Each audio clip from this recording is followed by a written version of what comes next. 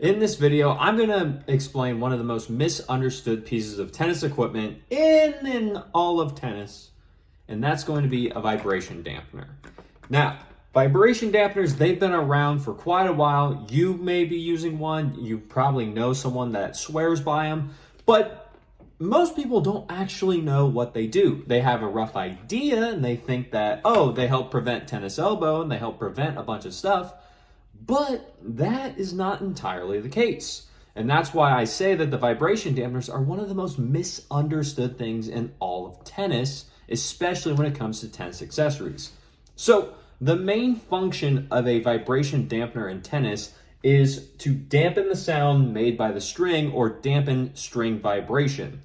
An example could be used as if you've ever seen someone playing the guitar, or you've ever strummed on a guitar, and then as soon as you put your fingers on the string, it stops all the vibration, stops all the movement, stops all the sound, stops everything. Now, with that being said, dampeners do kind of the same thing, but with the tennis strings. The only thing is, the actual vibration from when the ball hits the string with a dampener in it to the actual shock that is felt in your arm, your wrist, or anything when you actually are hitting the ball are two different things. And that's where dampeners come in, because dampeners help reduce the string vibration alone, which only really reduces the sound or the pinging noise that you hear whenever you actually hit the ball. Now, here in red, I have a quote from the United States Racket Stringers Association, or the USRSA, if you've heard it abbreviated before, and they say about vibration dampeners, it will certainly not change the comfort or alleviate tennis elbow or other arm injuries, and this is in reference again to dampeners.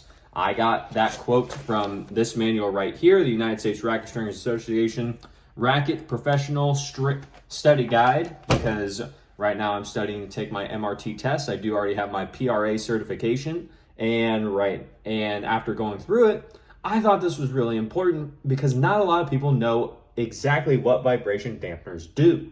So now that you know, and it's even said, backed by not only independent studies, but also just by the United States Racket Stringers Association. Now here in the US, that does hold a little bit more weight. I'm not as familiar with how it holds outside of the US. If you are outside of the US, let me know what you think if you've ever looked into this. And the thing is, if you're using a dampener just because it's helping you prevent tennis elbow, that's not necessarily entirely true. You may have the placebo of that the vibration dampeners is helping you get rid of your tennis elbow, but in actuality, it's not doing anything like that. So it's something to be mindful of, to where vibration dampeners are still viable. They can still be useful, especially if you want to add a little bit more weight to the head of your racket, because you're just increasing a little bit of weight in the string bed.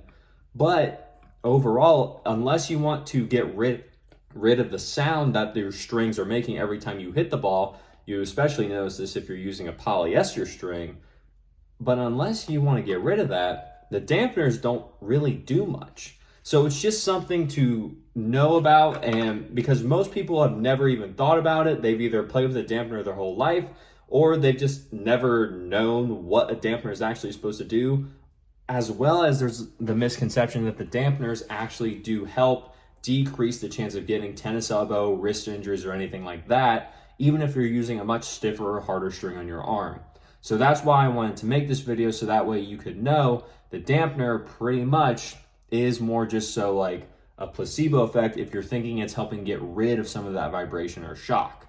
And then now you may be wondering, but okay, I see you have dampeners, you have the one in your hand, and then you have these three, which are all the same. They're all the circular ones. But what about the ones that go inside the racket that you can just like put on multiple different strings? Surely that does something. And in actuality, those only just dampen the racket vibration, dampen the string vibration even more. So instead of getting a little bit of a muted sound from these, you're getting a much more muted sound from the dampeners that go inside the racket and touch multiple different strings. It's not that those are better for helping your arm out. It's just for the fact that it's just reducing the sound that you hear when you actually hit the ball. So With that being said, I hope you liked the video. If you did, leave a like on it. Comment down below if you use a dampener and if this video has changed the way you think about dampeners. I want to know your story. Why did you use a dampener? Who got you started on it? And just, do you even use one? Do you? I don't know. I personally don't, but I have before. Some people swear by it. Some people can't stand them. So let me know what you think. And as well, subscribe to the channel so we can grow this channel and get the information out there from the people that have it to the people that need it. There's a lot of tennis misinformation in the tennis community, so I took it upon myself to make this channel so that we can get rid of that and get the information out there from the people that have it to the people that need it. And as always, take care.